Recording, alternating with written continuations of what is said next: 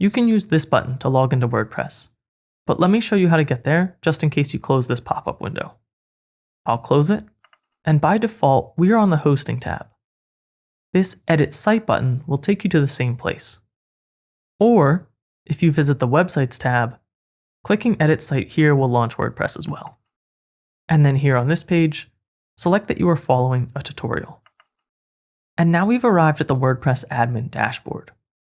This is your website's backend, the place you'll come back to when you want to make a change, publish a page, or install something new.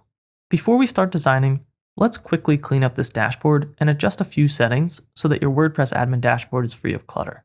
Click Dashboard under the Bluehost section in the left menu to go home. Let's first clear out these tiles and messages.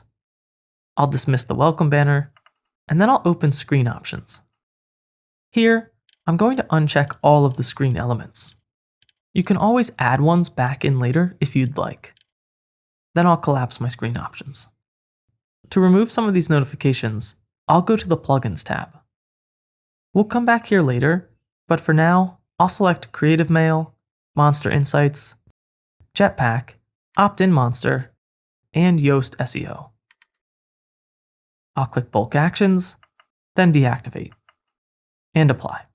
All right, much better.